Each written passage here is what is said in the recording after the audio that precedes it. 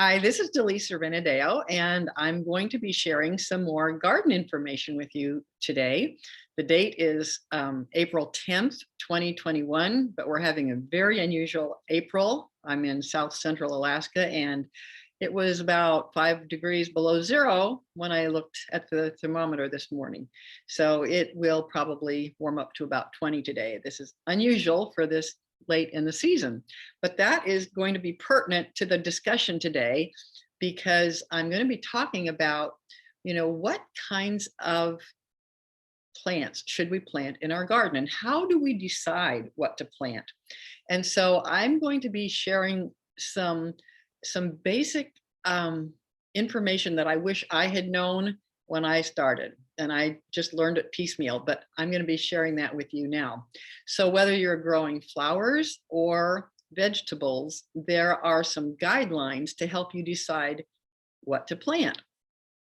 So I will be giving you information about, my area in Alaska, but it's applicable to, I'll be giving you information so that you'll be able to know how to make this decision for yourself if you are not in Alaska. Okay, so when we plan to plant a garden, we have to decide, well, what do we want to plant? And so I plant mostly vegetables, but I also plant a lot of flowers now. So I will talk about both of those things. So the first thing we have to do is we have to look at climate because different plants grow in different parts of the world where the climate is different. And I know that should sound obvious, but sometimes when we just buy something in a seed packet, we just assume it's going to grow here. And that's not necessarily a correct thing. So one thing that you're going to hear about is plant hardiness zones. And they'll say, well, what zone are you in? And you say, what do you mean, what zone? I'm not zoned out. What zone am I in? So when they're talking about planting zones, the USDA has ranges of basically based on temperature. And so I'm going to share my screen to show you how you can tell what zone you are in. And basically, again, the idea is to say, how cold does it get in your winter time? So I'm going to share my screen. Hope this goes well. Oh, look at that. It's right there. Okay. Sharing. Yes. Okay. So this is the USDA's plant hardiness zone. And these color codings have to do with the temperatures, the low temperatures. And if you look over here on the right-hand side, you'll see, it's pretty small. I hope you can see it. It's based on the range from like this at the very top, zone 1A, that's the coldest. And it says that it gets down to like -60 to -55 degrees Fahrenheit. Well, that's really cold. Most people are not going to be doing much gardening. So then we happen to be, I personally am in zone 4B, which is this blue color.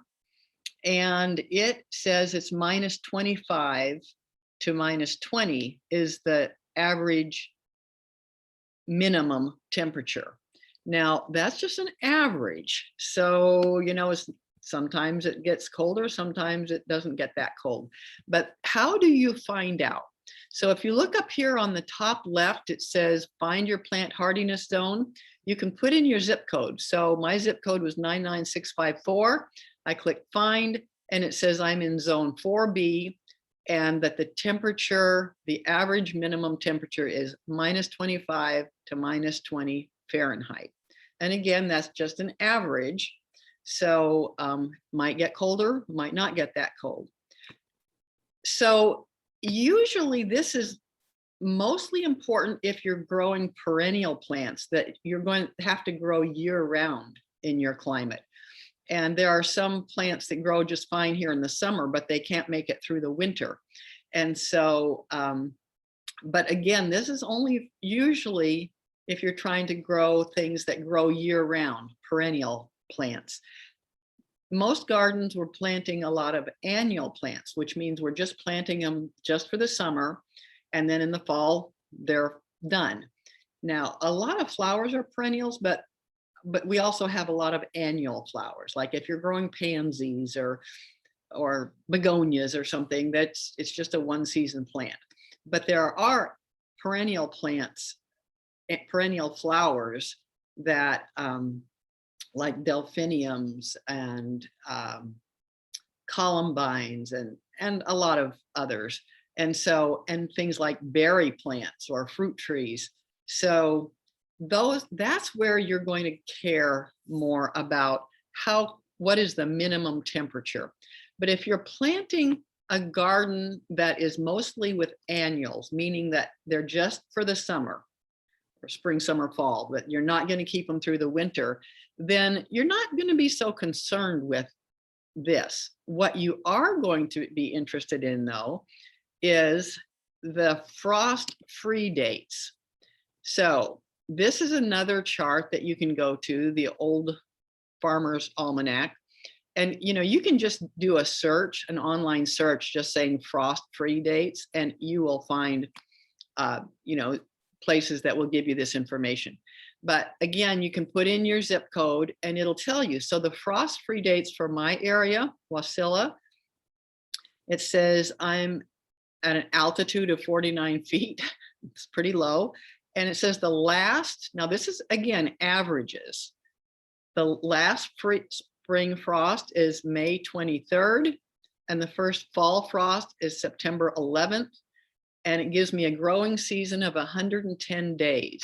So that's going to be important because some plants grow really fast and they've matured and you've already eaten them long before 110 days is up. But then there are other kinds of vegetables that are slow growing and they need a longer growing season. And so I'll tell you how we find that out, how long of a growing season we need. But you need to have a pretty good idea of what your growing season is, which is based on the time between the last spring frost and the first fall frost. So that frost-free area. Now, if you're in certain parts of the country, like I have my sister in Albuquerque, and they have crazy weather. I mean, it can be really hot for a while and then they'll have a frost. And that doesn't tend to happen in Alaska. First of all, it doesn't get that hot here, but we don't have the wide range. It can be 80 degrees one day and maybe 20 degrees a day or two later in Albuquerque. And that just doesn't happen in Alaska. So if you're in one of those places that has that kind of temperature, like Albuquerque has, then you have to do other things to protect your plants so that if you get a late frost, that you can protect your plants. But you're not going to wait until the last frost-free date in order to plant, because otherwise you would miss a big part of the growing season. Okay, so here we are. I've got my last spring frost, May 23rd, first fall frost, September 11th. Obviously, that varies from year to year. And so you will want to know, first of all, be prepared for it to be different because that's just an average. And like this year, we are not having an average spring. We're having a much colder spring, but it could change next week. You never know. However, be prepared so that certain kinds of plants that cannot tolerate any frost at all, and that if you get a frost, it's going to kill them, like zucchini. I don't ever plant zucchini until like June 1st because zucchini just cannot tolerate a frost. But then there's other things like broccoli and collards and lettuce and cabbage, lots of plants that if there's a light frost, they'll be okay. If it's what we call a heavy frost where it gets like really cold, then it could kill a lot of things. So on this same web page, you'll see, what is a frost date. We have a light freeze, a moderate freeze, and a severe freeze. And so that's just depending, they use that term based on how cold does it actually get. So springtime is when I start having a lot of my heart attacks because when I've got some plants out in the greenhouse, which is unheated, it's an unheated greenhouse. And so I put my plants out there before I can put them out in the garden. And then I have to protect them at night in case we have a frost. And so I'm watching the temperature, running back and forth with, some fabric row cover to cover them because that protects them. And then some other times that my husband and I are running back and forth to the greenhouse and carrying the plants back and putting them in the garage during the night because I'm afraid that they'll all get killed out there. So that's my high stress time of the year because I don't want to wait until I know that there's absolutely no chance of frost and waste a lot of my growing season. So anyway, I wanted you to know about the zone system and the frost free. And in my opinion, the frost free dates is more important than the zones, unless you're growing, perennial crops or fruit trees or that kind of thing, which then matters more. And what you want to really know is how long is your growing season? How many days? Because that is going to determine to a great extent what you can grow and what you really can't grow. So just keep that in mind. And then I'm going to stop sharing my screen here. And we're going to just use that information to make some decisions. So besides the frost-free times, which you have to have in order to grow a garden, you also want to know how much sun you have available. And that's going to be dependent primarily on, do you have trees or buildings that are shading your property? You have to have enough sun. And usually you have parts of your property that get more sun than other parts. And so if you can put your garden in the place where you have the most sunlight, then that's where you should plant. So there are some flowers that can grow pretty well in the shade, but not full shade, but partial shade. But with vegetables, the more sun, the better. And if you're in Alaska, the sun is not too hot. So being in full sun is not going to harm your plants. If you're in really hot parts of the country, then you may want some midday shade on your plants just so that they don't cook during the summer. So again, it kind of depends upon your overall temperature. But if your summers are not excessively hot, then the more sun, the better. Now, the term full sun, when you see that on a seed package, it says you want full sun. That basically means at least 6 hours of sunlight. 6 would be the absolute bare minimum for something to grow well if it needs full sun. And in Alaska, our sun is at a very low angle. And so because of that, we need to actually get a little more sun. So a plant that is considered more of a shade plant in the southern states would do well in sun in Alaska just because of the angle of the sun. So I don't want this to be overly complicated for you, but I just want you to realize that the information that you get on the seed packet, which is very important, we should always read that. We have to kind of equivocate that a little bit because it does depend to a certain extent on the other conditions. How hot is the area? How much sun is it? What angle of the sun is it? And if you're nearer the poles, either pole, your sun is at a more of an angle than if you're nearer the equator. And so the quality of the sunlight is different as well. But you want to have sun. And if you can't get enough sun, your plants are going to really suffer for it. Now, you can be very creative. My sister-in-law has a garden in a very shaded backyard where they have huge trees shading it.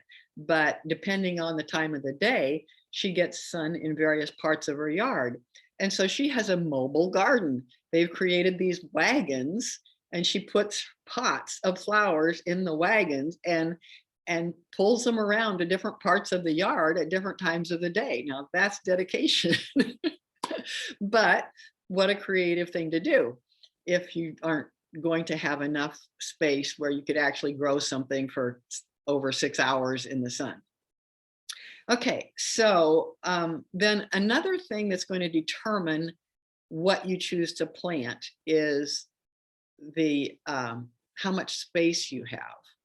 And if you have loads of space, then you can pretty much plant whatever you want. But if your space is a little bit limited, then you may need to choose plants that are, um, not real bushy, for instance. And you'll need to know how does that plant grow? Does it need a lot of space or does it not need a lot of space? So as an example, cabbages have great big leaves. When we buy a cabbage at the store, we just get the center part, it's, usually about like this at the store.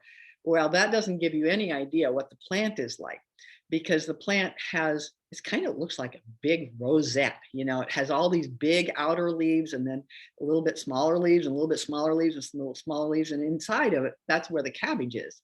So if you've never seen a cabbage growing, you don't realize that it has these great big leaves around the outside. And so they take up a lot of space in your garden, which is fine if you have the space. No problem. I've got enough space. I grow lots of cabbages. If you have limited space, then you may not want to grow cabbage. You may grow carrots because you can put those right next to each other, like 1.5 inches apart, and you could probably plant, I'm going to make a wild guess, probably, I don't know, 50 carrots maybe in the space of one cabbage. So anyway, there's a huge difference in that. So you made the decision about how to use your space could have a big effect on what you choose to plant. And then when you're actually doing your planting, you need to provide the amount of space needed so that your plants can grow. So if you planted your cabbage plants, 2 inches apart, like you plant your carrots, you couldn't grow cabbage. You've got to give them a big space, and it looks really odd when you're planting. Like if you buy little starts and you buy a little cabbage plant that's this tall, and you put one here and then 2 feet apart, you put another one, and it looks like, wow, that's, look what all that empty space is in there. But that's all going to fill in. On the other hand, you don't have to leave it empty during that. And if you've listened to my previous programs, you don't want to leave bare ground. So you can mulch that area with leaves or hay or straw or something in between times until it grows. But you can also grow some other things that are smaller, that are going to be, that grow very quickly, like radishes. They only take a month to go from start to finish. So you could grow radishes in between those cabbage plants if you wanted to, because here you are, you've got these 2 little plants and it's going to take them a while to get big. So in between times, you could be putting some other plants that are going to be, in and out, like radishes, or some salad greens, like arugula grows really fast and then it could be in and out. So anyway, that's more like how to plan using your space better. But anyway, this all kind of comes into play in terms of what to plant. Okay, so you take into account, just to kind of recap, what is your climate? How cold does it get? How hot does it get? And how much sun do you get? When are the frost-free dates for you? And then your space. So if you have those things in mind, then you can start looking at specific plants, and you could say, okay, what kind of plants will grow in the conditions that I have available? And so you might, well, how do I know what kind of conditions they need? Well, that's when you have various options for getting the information. And one really good option is the seed packets. So the seed packets are going to have a lot of information on them, and I'm going to tell you how to use these so that you will understand it and make sure you use those. Another thing is that you can ask other gardeners in your area, because if there's people who have the kind of garden that you want, a vegetable garden or a flower garden, and you've got some neighbors that are having a successful experience, you can ask them. And most gardeners love to talk gardens, so they'll probably be really happy to share their information with you. Um, so, and then to also realize that the conditions in other people's gardens might be different from yours, even though they live near you. Um, I live on a lake, and it's a little cooler here than it is in some some of my friends who have a garden not too far from me. And yet they, like, their apple trees will bloom 2 weeks earlier than mine. And it's like, why is that? It doesn't seem like it's that much difference in temperature, but it's enough different to make it matters. The other thing to keep in mind is that we have things called microclimates. So you've probably noticed, your car always tells you the temperature outside. And if you watch that temperature as you're just driving around, you'll notice that in some parts of town it's higher, in some parts lower. Driving between Anchorage and Wasilla, it could be a 20-degree difference in certain parts of just where I am on the road. So you can't make the assumption that everybody else's conditions are just like yours, but other people's experience is still helpful. I want to mention something else about the microclimates. Even in your own yard, you are going to have microclimates. A microclimate means a part of your yard that is maybe warmer or colder, or drier or wetter than other parts. And so if you have a south-facing wall of your house, and you plant right next to that wall, that's going to be a lot warmer than if you're planting out in the yard. I mean, way, way warmer. So something that normally would not grow well out in the yard could grow very well right up next to the house. Or if it's on the south side of the house, it's going to be much warmer than the wall on the north side of the house. So those are microclimates. So you need to pay attention to that information. And you only can know that just from paying attention to your own yard and looking with kind of investigative eyes, like, is it warmer here? How can I tell? Well, you could put a thermometer out there, or you could also just go feel it. And you can also pay attention to what's happening in nature. Like, where does the grass turn green first in your yard? Where do the weeds start growing first? Where do the weeds start growing the tallest? And you're going to see that south-facing wall, things are going to start coming up before they do out in the middle of your yard or on the north side of your house. So those are things to keep in mind. But now let's look at the seed packet. So I've just got some examples of different things. So this one is Russian kale, red Russian kale. And so on the back, it's going to have a lot of very useful information. And depending upon the brand, they're all going to have information on the back, but it may be presented differently. So I'm going to explain what's on the back that's really helpful for you to know. So this tells you when to plant. It says February to May or August and September. And that's a little strange, isn't it? But then it says, because that depends upon where you are in the world. If you're in Alaska, you're not going to plant in February because it's, ground is frozen. But if you're in a warm part of the country, you might. But you're not going to plant in the middle of the summer. Anyway, that part we don't really need to worry about too much, because if you just keep in mind what your planting time is, you'll know that you're going to plant in the spring. Okay, then it says, what does it need for sun or shade? It needs full sun. Okay, so what does full sun mean? It means a minimum of 6 hours of sun. Now, in order to find out how much sun you have, one thing that you can do is, if it's just completely open and there's nothing providing shade, then you know you've got full sun. But a lot of times you have something that provides shade for part of the day, like maybe you have a tree or a building or something that provides shade part of the day. So you can go out and just snap a picture like every hour throughout a period of time, like once an hour in May. Go out and take a picture of where you think you want to plant, where your garden is expected to be, and you'll see if it's in the shade or if it's in the sun. And if you've got too much shade, then it's not going to grow well. And you might not realize how much shade there is or how much sun there is unless you actually look at it every hour.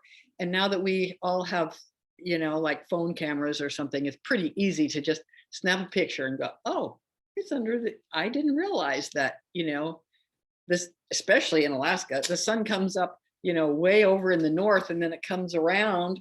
So even though I have a south facing yard, the sun doesn't get around this part of the house until about 10 o'clock in the morning because it's still over on the north and the east side. So when do I start getting sun? About 10 o'clock in the morning. So you do need to pay attention to how much sun you're actually getting, but you want to pick the sunniest spot you've got. Okay, so it says you need full sun. Then it says planting depth. This means if you're putting a seed in the ground, how deep do you want the seed to be? It says 1/2 inch. Now that isn't, you don't have to take a ruler out there. You just plant it a little bit. And the smaller the seed, usually the shallower. So a big fat seed like peas have a big fat seed. So they're going to be deeper, like 1 inch or 1.5 inches. Okay, then plant. How far apart should you space the seeds when you're planting them outside? It says every 2 inches. But then when you read the fine print on the back, it's going to tell you to thin or transplant them 10 to 12 inches apart. So I don't plant them every 2 inches because I know I'm going to thin them to 10 to 12 inches apart. So, but the reason why they tell you to plant extras is because not all of them are going to germinate. So if you only planted them every 10 inches, then you might have a bare spot because one of those didn't come up. So they tell you to plant closer than you need to. Oh, now here's a really important piece of information.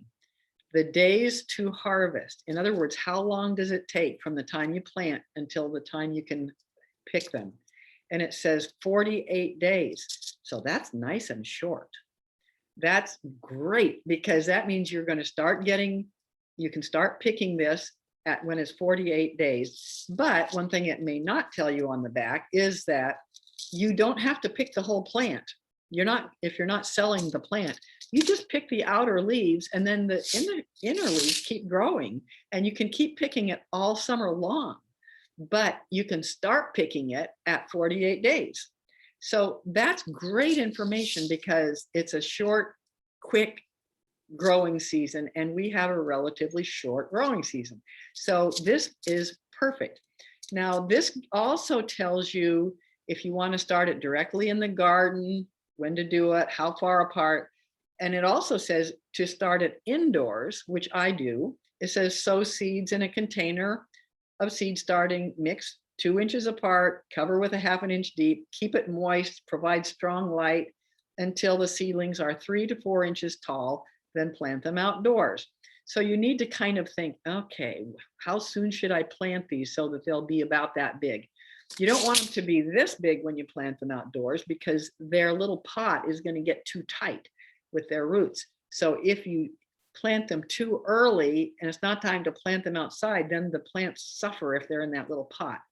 So what I do is if we have a late spring, I may have to take them out of that little pot and put them in a bigger pot so that they can continue to grow in this pot before I put them outside. But it gives you kind of an idea. And then it gives you some growing notes on here. Kale tastes best in cool weather, so sow spring crops early.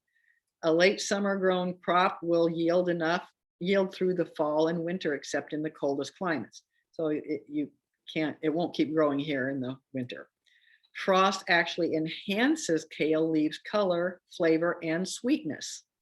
Mulch to retain moisture in the summer and before the ground freezes to protect the roots of fall crops. And then it also has harvest and use, and they kind of tell you how to cook it if you want to. But this is good information. It means in the fall, when it freezes, the first frost is not going to kill your plant. It's actually going to taste better. So that's really great information on there, because if you're growing zucchinis, it kills the first hard frost, it kills them, and then the whole plant is dead.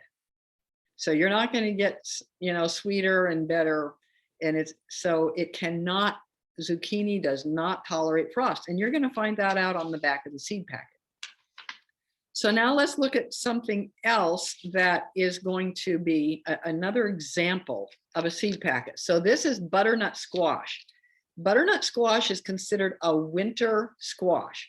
And it doesn't mean it grows in the winter. It means that you can save it and eat it in the winter. It's a dried squash. You've seen them at the store, like things like acorn squash, butternut squash, Kamboka squash.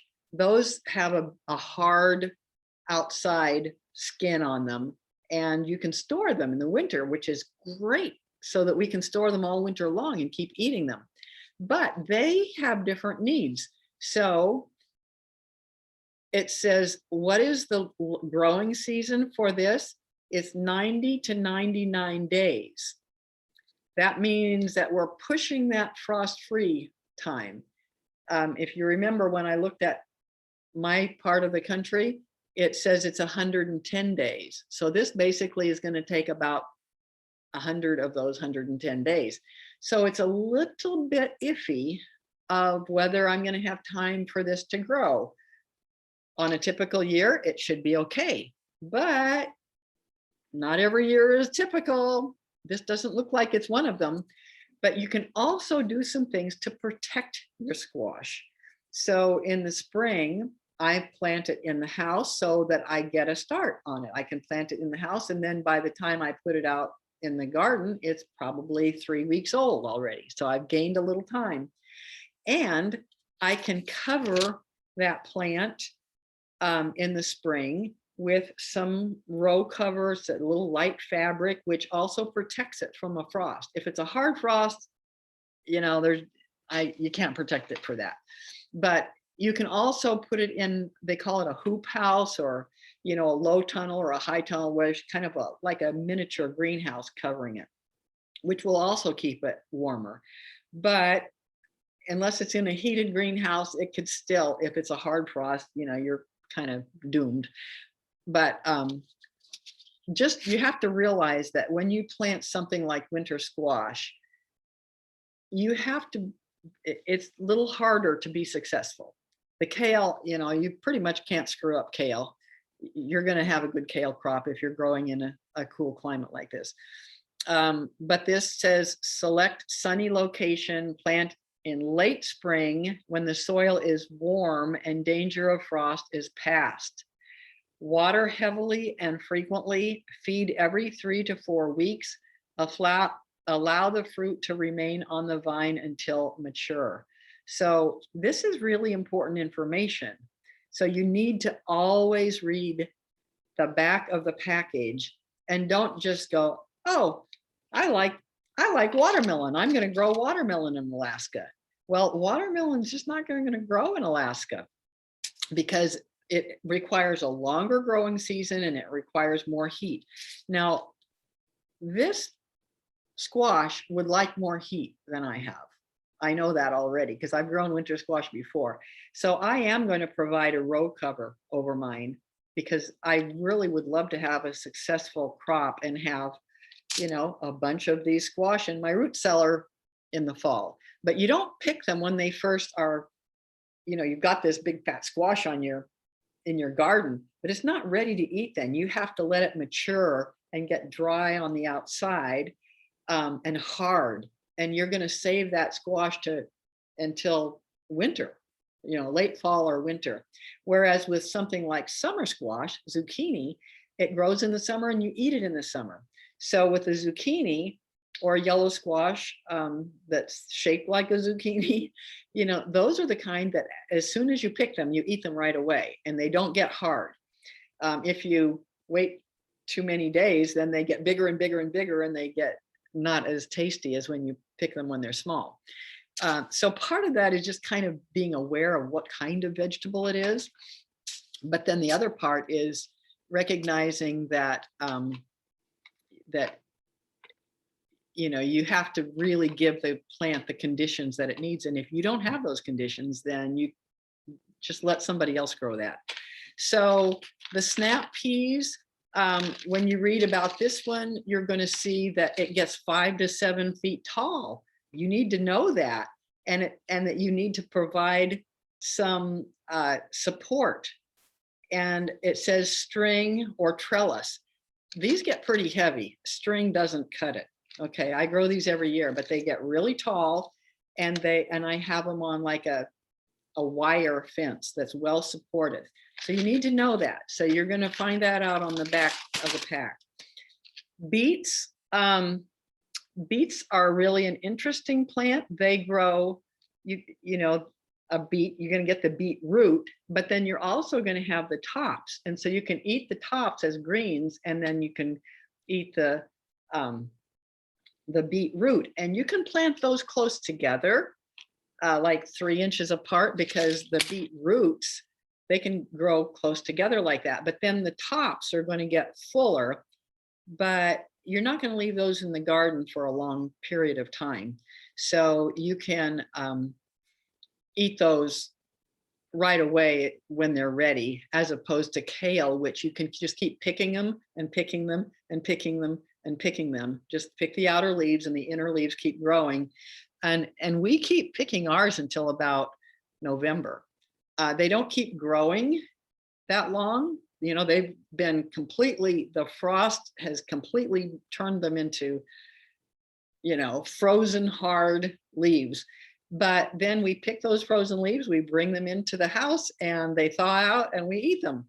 So you can continue to eat kale all the way up through November in Alaska, even though they stop growing when it gets, probably mid-September.